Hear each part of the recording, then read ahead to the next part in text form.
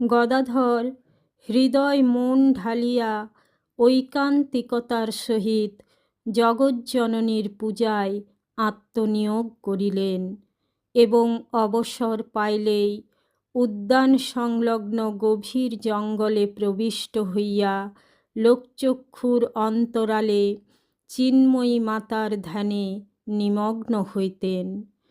ক্রমে জগন্মাতার দর্শনের জন্য তাহার শুদ্ধ হৃদয়ে তীব্র ব্যাকুলতা জাগিয়া উঠিল।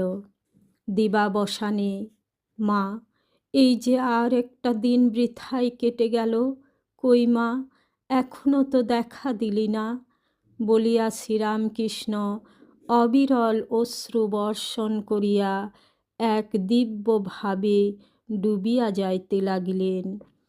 ক্রমে চিন্ময়ী মায়ের দর্শনের জন্য তিনি এত ব্যাকুল ও উন্মত্ত হইয়া উঠিলেন যে মাতৃবিরহ অসহ্য বোধ হওয়ায় তাহার চরণে আত্মবলি দিবার জন্য তিনি এক দিবস প্রতিমার গাত্র হইতে সহসা খড়গ তুলিয়া লইলেন। অমনি এক অনির্বচনীয় দিব্যালোকে মন্দির উদ্ভাসিত হইয়া উঠিল।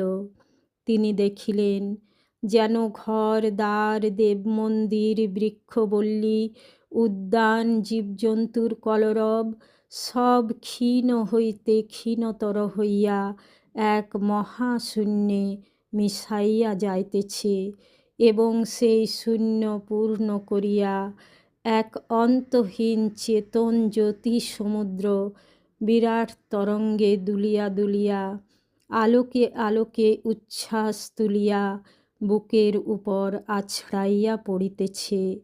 আর সেই অপূর্ব আনন্দময় আলোক সিন্ধুর মাঝে হাস্যবদনা চিৎঘন আনন্দময়ীর মূর্তি বরাভয় করারূপে বিরাজ